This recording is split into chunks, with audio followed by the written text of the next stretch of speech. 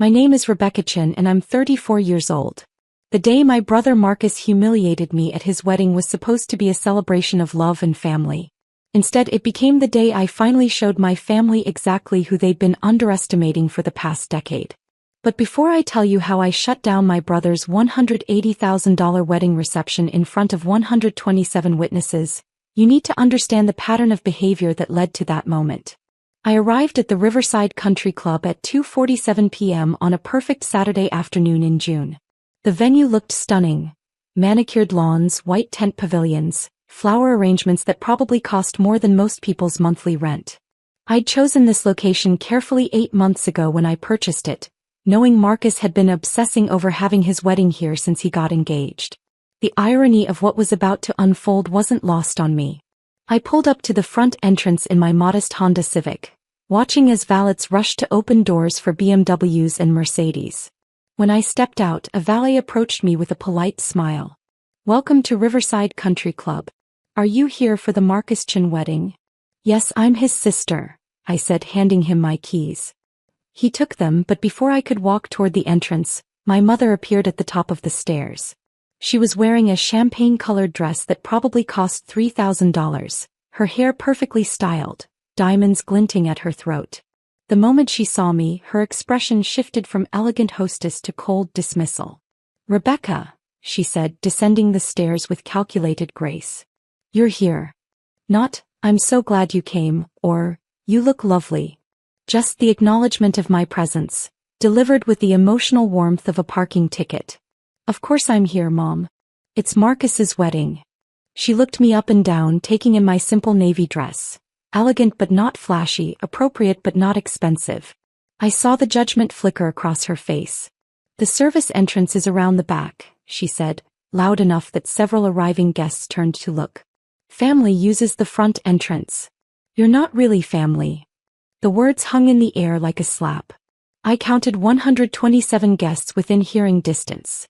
Some already inside the lobby, others arriving, a few standing on the terrace with cocktails. All of them had heard. Some looked away uncomfortably. Others stared with undisguised curiosity. A few whispered to each other. My mother adjusted her dress with deliberate precision, as if she'd just handled an unpleasant but necessary task. "Marcus has a seating chart. You'll be at table 18 near the back.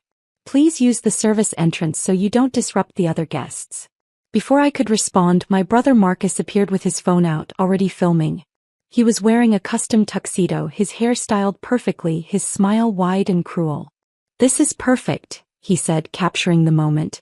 "Hey everyone, say hi to my sister who can't even afford to dress properly for my wedding." He filmed me standing there, then panned to show the service entrance sign with an arrow pointing around the building. Within minutes, I saw him typing on his phone. The post went up on Instagram before I'd even moved.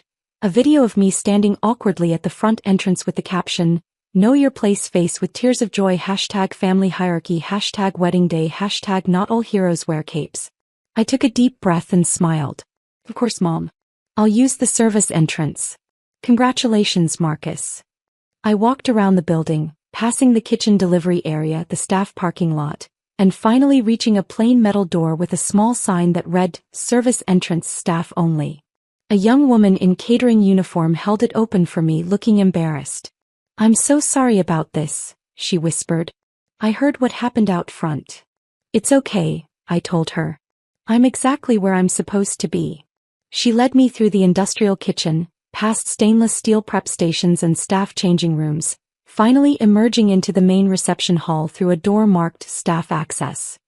I could see the elegant ballroom from this angle. Crystal chandeliers, floor-to-ceiling windows overlooking the golf course, tables dressed in ivory linens with elaborate centerpieces of roses and hydrangeas. Table 18 was indeed in the back corner, partially hidden behind a support column, with a view of exactly nothing except the exit signs and the kitchen door. My place card read simply Rebecca, while every other card on nearby tables included last names and titles: Dr. Thompson, Judge Martinez, Senator Wong's family. But I sat down, folded my hands and waited. Because I'd been waiting for this moment for 8 months, ever since I'd quietly purchased Riverside Country Club for $2.3 million in cash.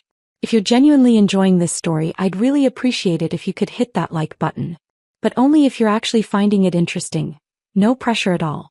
Let me take you back 3 years to help you understand how we got here. I need you to see the pattern, the systematic erasure of my worth that my family had perfected over decades.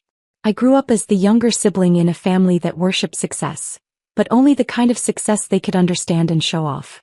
Marcus went to Wharton, got his MBA, and landed a position at a prestigious investment firm in Manhattan. He made $340,000 a year, drove a Porsche and lived in a penthouse in Tribeca. My parents threw parties to celebrate his promotions. They framed his business magazine features. They introduced him as our son, the investment banker. I went to a state school, graduated with a degree in computer science, and took a job at a small tech startup that no one had heard of. My starting salary was $65,000. Decent but not impressive by my family's standards. My mother told people I worked with computers, in the same tone someone might say, works at a gas station. My father stopped asking about my job after the first year, clearly bored by my explanations of back-end infrastructure and database architecture. The startup was called DataStream Solutions. I was employee number 12, brought in to rebuild their entire data pipeline. I worked 80-hour weeks, sleeping under my desk some nights, living on vending machine coffee and determination. My family never asked about it. When I tried to mention a breakthrough or a successful launch, my mother would interrupt. That's nice, dear. Did you hear Marcus closed a $50 million deal? 3 years ago, DataStream got acquired by a Fortune 500 company for $840 million. As employee number 12 with equity points and a critical role, my shares were worth $4.7 million after taxes. I was 31 years old and suddenly wealthier than I'd ever imagined. I didn't tell my family. I'd learned by then that my achievements didn't matter to them, so why bother? Instead, I invested carefully. I bought a modest condo in a good neighborhood. Nothing flashy, just 1,200 square feet with good light and a parking spot. I kept driving my Honda Civic. I kept wearing clothes from Nordstrom Rack instead of designer boutiques. I invested in index funds, bought a few rental properties, and continued working as a senior engineer at the acquiring company for $180,000 a year plus benefits. To my family, I remained Rebecca who works with computers. The disappointment. The one who didn't achieve anything worth bragging about. The pattern of exclusion started small and grew over time. My parents would have dinner parties and forget to invite me. When I'd hear about them later through mutual friends, my mother would say, "Oh, it was just for Marcus's work colleagues. You wouldn't have been interested." Marcus got a new apartment and my parents threw him a housewarming party with 60 guests. When I bought my condo, my mother said, "We can't keep celebrating every little thing, Rebecca. It's just a small condo. Family vacations happen without me." "We didn't think you could afford it," my father explained when I found out they'd spent 2 weeks in Italy with Marcus and his then-girlfriend. Holiday celebrations got scheduled around Marcus's availability. "He's so busy," my mother would say. "We have to work with his schedule." If I mentioned I was also busy, she'd wave it off. "You can take time off from your computer job." The financial disparity became a weapon. Marcus would pick up the check at restaurants and my parents would praise his generosity. When I offered to pay, my mother would say, "Save your money, dear. We know you don't have much to spare." At Marcus's engagement party, my father gave a toast, "To my son who has exceeded every expectation and made us prouder than we ever imagined possible." He looked directly at me during the pause that followed, the unspoken comparison hanging in the air. But the cruelest part was the secret I carried. I'd been financially supporting my parents for 6 years. It started when my father's consulting business hit a rough patch. He came to me embarrassed, asking for a loan of $10,000 to cover some expenses. "Just until we get back on our feet," he said. "Don't tell Marcus. You know how he is about money." I gave him $15,000, told him not to worry about paying it back. A month later, my mother needed help with a medical bill, $8,000. Then property taxes on their house, $12,000. Then my father's car needed repairs, $6,000. It became a pattern. Every month I'd transfer money to their account. Sometimes $2,000, sometimes $5,000, sometimes more. Over 6 years I'd given them $347,000. They never thanked me. They never acknowledged it in front of Marcus. They'd call me late at night when they needed money, their voices strained with financial stress. Then the next day at family dinner, they'd praise Marcus for picking up a $200 restaurant tab. I kept track of every transfer in a spreadsheet. Date, amount, reason given, total running balance. I told myself I was helping family, being a good daughter. But deep down I knew the truth. I was buying scraps of acknowledgement, hoping that someday they'd see my worth. They never did. And now, sitting at table 18 in the back corner of the ballroom I owned, watching guests filter in through the front entrance I'd been banned from using, I was done hoping. The ceremony was held on the lawn overlooking the golf course. I watched from my terrible seat as Marcus married Jennifer, a corporate lawyer from his firm. She was beautiful, successful, and from the kind of old money family that my parents desperately wanted to impress. The ceremony was perfect. String quartet, silk ribbon decorations, rose petals scattered on the aisle runner.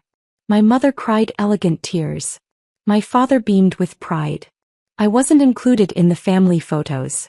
When the photographer called for immediate family, my mother physically turned her back to me, creating a wall with her body that made it clear I wasn't to approach. I watched from my seat as they posed. Parents, bride, groom, Jennifer's family. Not one person looked my way or suggested I join. The reception began at 5:30 p.m. Cocktails were served on the terrace while guests mingled and admired the venue. I heard at least 20 people compliment the location. "This place is stunning. How did you find this venue? This must have cost a fortune." Marcus accepted the praise as if he'd personally created the grounds and buildings with his bare hands. Dinner was a 5-course meal. Butternut squash soup, arugula salad with candied pecans, a palate cleanser of champagne sorbet, herb-crusted lamb with roasted vegetables, and a trio of desserts. At table 18 I was served the same meal as everyone else, though the server looked apologetic as she set down my plates. She was one of the staff members I'd met with when I bought the club, and I could see she recognized the cruelty of my seating assignment. "Everything's delicious," I told her warmly. "Please thank the kitchen staff." She smiled relieved. "Of course, Ms. Chin." My mother was at table 1, the head table directly in front of the dance floor. I watched her hold court, accepting compliments from guests, laughing at jokes, playing the role of proud mother of the groom. She didn't look in my direction once during the entire dinner service. Between the main course and dessert, Marcus stood up to make a speech. He thanked everyone for coming, told a charming story about how he met Jennifer, thanked his parents for their support and sacrifice. "My parents gave me every advantage," he said, voice thick with emotion. "They invested in my education, believed in my potential, and taught me the value of success. Everything I am today I owe to them." The room applauded. My father wiped his eyes. My mother glowed with pride. Marcus continued, "And they taught me an important lesson. Family is everything. Family supports each other. Family lifts each other up. Family celebrates success together." He raised his glass. "To family. To family," the room echoed. I took a sip of my wine and checked my watch. 7:15 p.m. Perfect timing. After dessert the dancing began. The DJ played upbeat music and guests flooded the dance floor. I remained at table 18 watching the celebration from my exile. A few distant relatives stopped by to say hello, clearly uncomfortable with my isolation but not uncomfortable enough to challenge it. "You look well," they'd say. "How's work?" Then they'd drift away, relieved to return to the celebration. At 7:43 p.m., I saw my mother approach the DJ booth.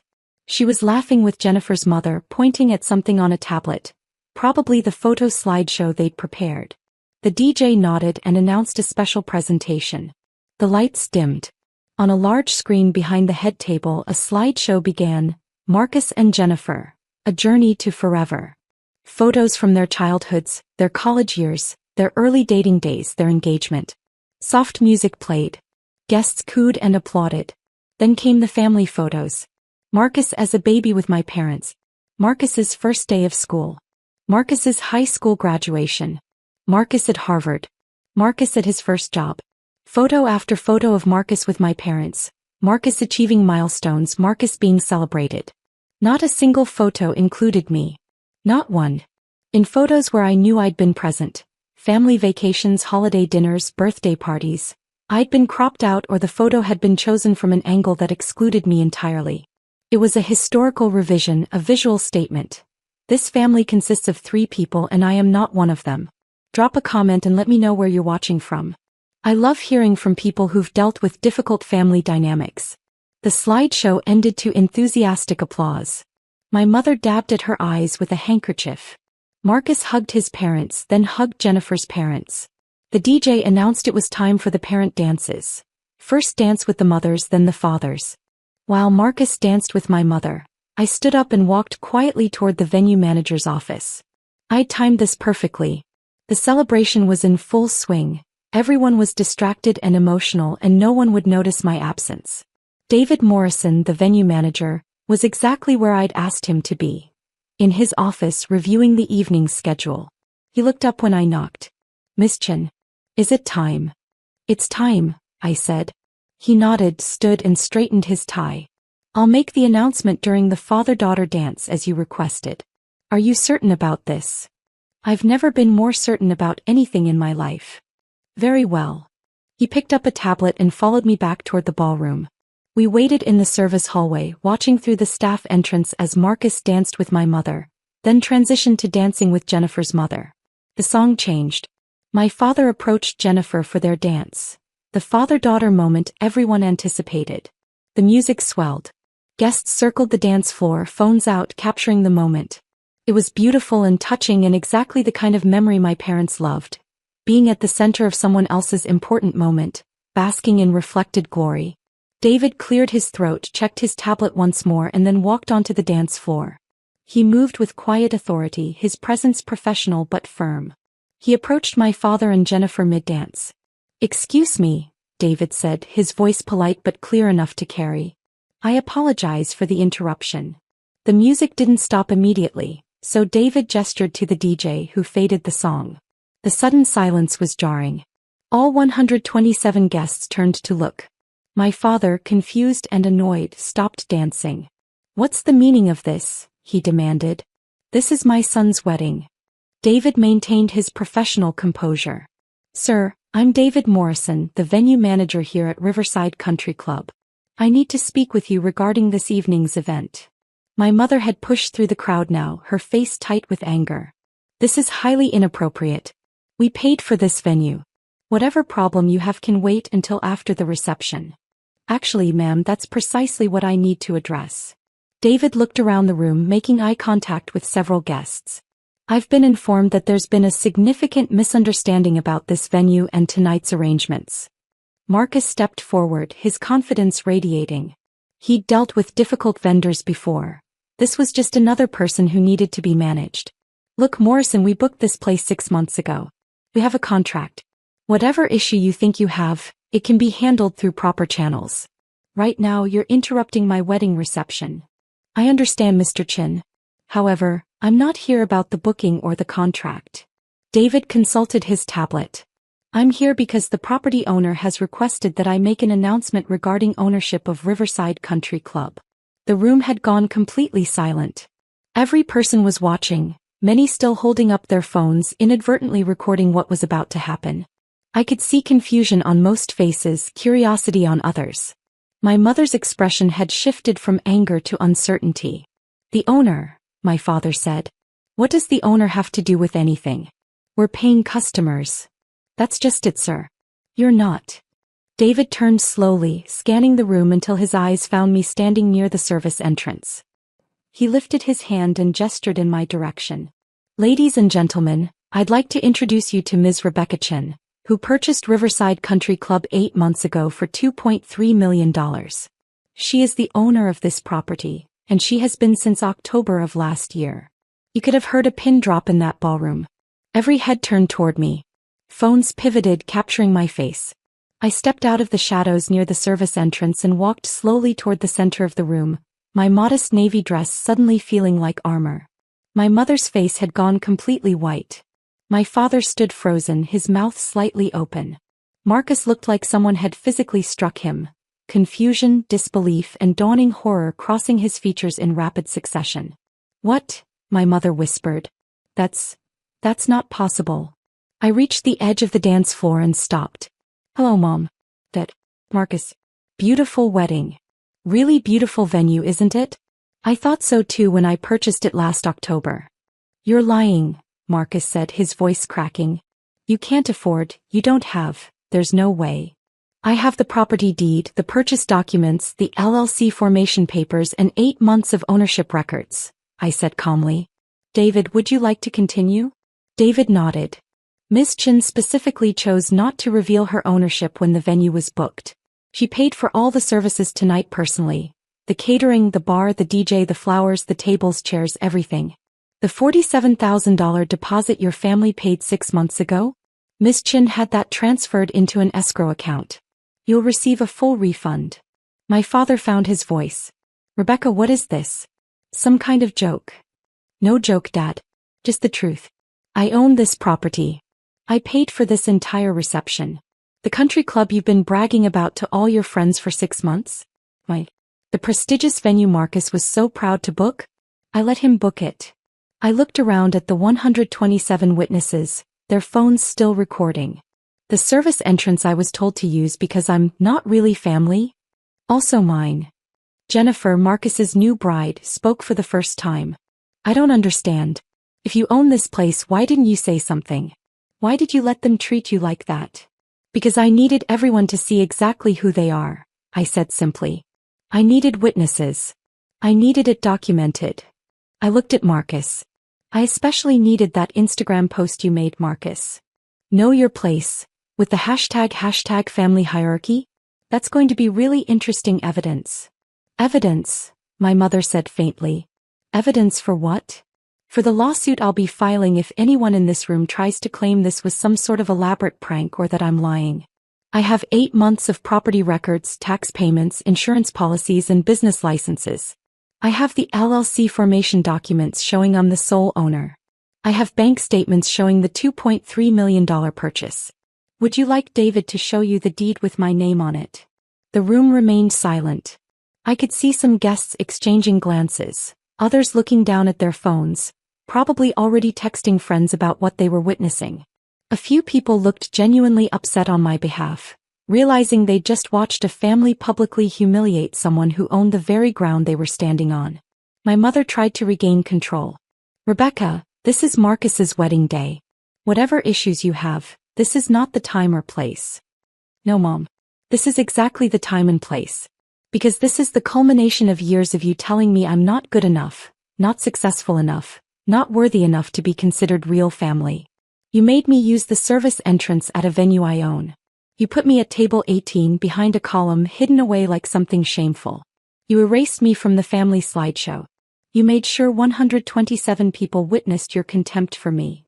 I turned to address the room. I want to be clear to everyone here. I hold no ill will toward any of you. You're guests at what was supposed to be a celebration. But I need you to understand what you witnessed tonight. This family, I gestured to my parents and brother, has spent years treating me as less than human. They've accepted $347,000 in financial support from me over 6 years while publicly dismissing me as a failure. They've excluded me from family events, cropped me out of photos, and told me repeatedly that I'm not worthy of being called family. My father's face had gone from white to red. You're exaggerating. We never. I have bank records showing every transfer, Dad. Every time you called me at 11 p.m. asking for money to cover property taxes or medical bills or car repairs.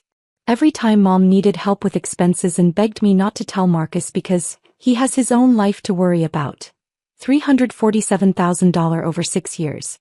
Would you like me to show everyone the spreadsheet? The guests were riveted now. This had gone from a wedding reception to something else entirely. A public unveiling of family dysfunction that no one could look away from. I could see some people recording everything on their phones and I didn't stop them. I wanted this documented. Marcus tried a different approach. Look, Becca, if you're upset about the seating. Don't call me Becca. You lost that right when you filmed me and posted it on Instagram with, "Know your place." I pulled out my own phone and held it up. I have screenshots. I also have screenshots of the family group chat where Mom told everyone I wasn't worth including in the family vacation last summer. And the email thread where you, Marcus, told Dad that I was embarrassing and shouldn't be invited to your promotion party. Jennifer touched Marcus's arm. You said you had one sister but she lived far away and you weren't close. You said she was busy with work. He lied, I said. I live 20 minutes from him. I've tried for years to be part of this family. They just decided I wasn't worth the effort. I looked at my parents. And tonight you made your position crystal clear. In front of 127 witnesses, you told me I'm not really family. My mother's eyes were filling with tears, but I couldn't tell if they were genuine or performative. Rebecca, please. You're making a scene. No, Mom. You made the scene when you sent me to the service entrance. You made the scene when you erased me from the slideshow. You made the scene when you seated me at the worst table in a venue I own. I'm just making sure everyone knows who made the scene first. David cleared his throat. Miss Chen, what would you like me to do regarding the remainder of the evening? It was the question everyone was waiting for. Would I shut down the reception? Would I throw them out? I could see the fear in my parents' eyes, the panic in Marcus's expression. The power had completely shifted and they knew it. I took a deep breath. The reception will continue as planned. Everyone here is welcome to stay and enjoy the rest of the evening. The bar remains open, the food will continue to be served, and the DJ will keep playing. I paid for all of it and I want Marcus's guests to have a nice time. I paused. However, effective immediately, I'm resigning from this family. Mom, Dad, Marcus, consider this my formal notification that I'm done. No more phone calls asking for money. No more expectations that I'll show up to be insulted. No more pretending that I'm part of a family that doesn't want me. You can't just, my father started. I absolutely can. And I am. I looked at David. Please have security escort my parents and brother out after the reception ends. They're not welcome on this property after tonight. You can't ban us from a country club. Marcus said, his voice rising. We have memberships here. My friends have memberships. Actually, Marcus, you don't have a membership. When I purchased the property, I reviewed all the membership agreements. Our parents applied for membership 6 months ago, but the previous owner never processed it because they couldn't afford the $50,000 initiation fee. I found the paperwork in the pending files. I smiled. So no, you don't have memberships. You never did. You were just using the club as day guests for wedding planning meetings. The humiliation on their faces was complete. Everything they'd bragged about, the prestigious venue, their exclusive country club access, their elevated social status, had been built on a foundation they didn't own and couldn't afford. My mother was crying now, real tears of genuine distress. Rebecca, please. We can talk about this. We can fix this. There's nothing to fix, Mom. You made your choice tonight. You chose to humiliate me publicly, to erase me from family history, to treat me as less than human. The only reason you want to talk now is because you've realized I have money and property and success you didn't know about. If I'd stayed quiet about owning this place, you'd have kept treating me the same way forever. I turned to leave, then paused and looked back at the room full of witnesses. To everyone here, thank you for coming to celebrate Marcus and Jennifer. I genuinely hope you have a wonderful evening. The bar is fully stocked. The dessert bar is opening in 20 minutes. And the DJ has been instructed to take requests. Enjoy yourselves. I looked at my parents one final time. And please feel free to use the front entrance when you leave. Unlike me, you'll get that privilege. I walked out through the front entrance, not the service entrance, with my head high and my shoulders back. Behind me, I could hear the murmur of 127 people trying to process what they'd just witnessed. Some would side with my family. Some would think I'd been cruel. But most would remember that they'd watched a family publicly humiliate someone, only to discover that person held all the power they'd been denied. David caught up with me in the main lobby. Miss Chen, are you all right? I'm perfect, David. Make sure the staff takes care of the guest. I want everyone to have a good time despite the drama. Of course. And your family. After the reception ends at midnight, please have security escort them out. Change all the access codes, update the membership records, and make sure they understand they're not welcome back. Understood. He hesitated. For what it's worth, what you did in there took tremendous courage. It took 8 months of planning and $2.3 million, I said. But yes, it also took courage. I drove home that night, got into comfortable clothes, poured myself a glass of wine, and finally let myself feel everything I'd been holding back. I didn't cry, I was past tears. I felt lighter, like I'd been carrying a weight I didn't know I could put down. My phone started ringing at 11:47 p.m., right as the reception would be ending. Marcus called first, then my mother, then my father, then Marcus again. I didn't answer. They called 6-7 times before midnight. Then the text started. How could you? You ruined everything. This is so cruel. Call us immediately. I blocked all their numbers at 12:15 a.m. and went to bed. The next morning my phone showed 89 missed calls from various family members. Aunts, uncles, cousins who'd been at the wedding. I blocked them all. A few sent emails instead, which I read out of curiosity. Most condemned me for ruining Marcus's special day. A few said I was petty and vindictive. 3 people, my cousin Sarah, my Aunt Patricia, and a family friend named Helen, sent messages of support. I can't believe they treated you that way, Sarah wrote. You showed incredible restraint. Most people would have shut down the whole reception. I responded to those 3, thanked them for their kindness, and deleted the rest of the emails without reading them. 2 weeks later, I received a letter from an attorney representing my parents. They were demanding I return the $347,000 they claimed I stole from them. The letter stated that the money was given under false pretenses, and that I had manipulated vulnerable elderly people. I forwarded the letter to my own attorney with copies of every bank transfer, every text message begging for money, every email about unpaid bills. My attorney responded to their attorney with a simple message. Ms. Chin has extensive documentation showing that all funds were gifts freely given. If your clients persist in making defamatory claims, we will file a countersuit for harassment and defamation. Additionally, Ms. Chin is prepared to provide evidence of financial elder abuse if your client's claims suggest they were not mentally competent to manage their own finances. I never heard from that attorney again. 3 months after the wedding, I was having coffee at a local cafe when I ran into Jennifer, Marcus's wife. She was alone, looking stressed and tired. When she saw me, she hesitated, clearly unsure whether to approach. Rebecca, she said finally. Can I talk to you for a minute? I gestured to the empty chair across from me. Sure. She sat down, ordered a latte, and then said, I owe you an apology. I didn't know about any of it. Marcus told me you were distant, that you'd chosen not to be close to the family. He never mentioned that they treated you the way they did. Did he tell you I'd been sending them money for 6 years? No. I found out because your mother called me crying 3 weeks after the wedding, begging me to convince you to start sending them money again.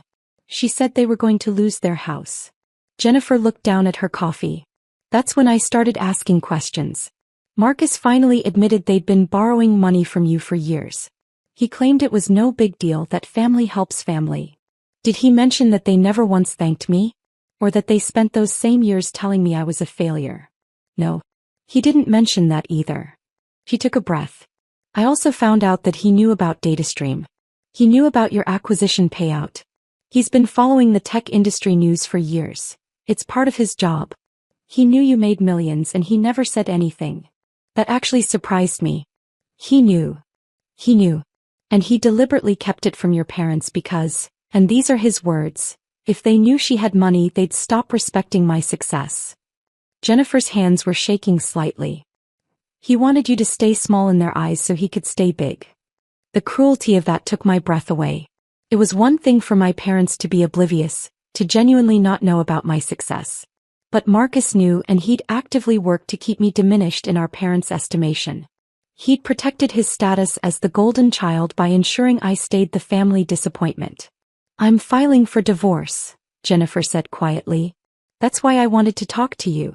I need you to know that I didn't know, and I'm sorry I didn't speak up that night. I should have said something when they made you use the service entrance. I should have questioned why you weren't in the family photos. I was so caught up in wedding planning and trying to fit into his family that I didn't pay attention to what was really happening. You're not responsible for their behavior, I told her. And you're not responsible for Marcus's lies. Maybe not. But I participated in it by staying silent. That makes me complicit. She pulled out an envelope and slid it across the table. This is from the wedding. I thought you should have it. I opened the envelope. Inside was a check for $47,000, the deposit my family had paid for the venue, which I'd put into escrow and planned to return eventually. I can't take this, I said, pushing it back toward her. Yes, you can. Marcus used money from our joint account, money I earned, to make that deposit. I'm giving it to you as a wedding gift for the wedding that should have celebrated you instead of excluding you." She stood up. "I'm sorry, Rebecca. I'm sorry for all of it." She left before I could respond. I sat there with the check, processing the fact that Marcus's wife had shown me more decency in a 10-minute conversation than my family had shown me in 34 years. It's been 18 months since Marcus's wedding. I still own Riverside Country Club, which has become quite profitable under my management. I've used the property for charity events, hosting fundraisers for local schools and community organizations. The service entrance has been permanently closed and converted into an office suite. There's only one entrance now and everyone uses it. My parents lost their house 8 months after the wedding. Without my monthly transfers, they couldn't keep up with the mortgage payments. They had to sell and move into a small rental apartment. I heard through the grapevine that they tried to take out loans using Marcus's income as collateral, but he refused to help them. The golden child apparently only shines when it's convenient. Marcus and Jennifer's divorce was finalized 4 months ago. I heard he's dating someone new, another lawyer with the right pedigree and connections. My mother called me from a number I didn't recognize, leaving a voicemail saying they'd made mistakes and wanted to start fresh. I didn't call back. I don't miss them. That's the part that surprises me most. I genuinely don't miss being part of a family that never valued me. I've built my own family now. Sarah, my cousin who supported me, has become one of my closest friends. Aunt Patricia and I have dinner once a month. I've gotten involved in mentorship programs for young women in tech, and those relationships have become more meaningful than any biological connection I ever had. Last week I was having dinner with a group of friends, people I'd met through work and community activities, people who knew me as Rebecca the successful businesswoman and property owner, not Rebecca the family disappointment. One of them asked about my family and I realized I hadn't thought about them in weeks. "I don't talk to them anymore," I said. "They made it clear I wasn't worth their respect, so I made it clear they weren't worth my time." My friend nodded. "Good for you. Family is supposed to lift you up, not tear you down." And that's exactly right. Family, real family, celebrates your success, supports your dreams, and treats you with basic human dignity. Anything less than that isn't family. It's just people who happen to share your DNA. I learned that lesson at my brother's wedding, standing at the service entrance of a country club I owned, watching 127 people witness my family's cruelty. I learned that sometimes the most powerful thing you can do is let people reveal exactly who they are, then walk away with your head high and your dignity intact. Marcus got his perfect wedding at his perfect venue. My parents got to play the role of proud family for 127 witnesses. And I got something much more valuable: freedom from people who would never see my worth no matter what I achieved. The service entrance is closed now. Everyone comes through the front door. Everyone is welcomed with respect. And if anyone ever tries to tell someone they're not really family on my property, they'll be the ones using the exit. I'm Rebecca Chin. I'm 34 years old. I own a successful country club, have investments worth over $8 million, and I'm surrounded by people who actually care about me. My biological family humiliated me in front of 127 witnesses, thinking I was powerless. They were wrong. And now they know it. And I've never been happier in my entire life.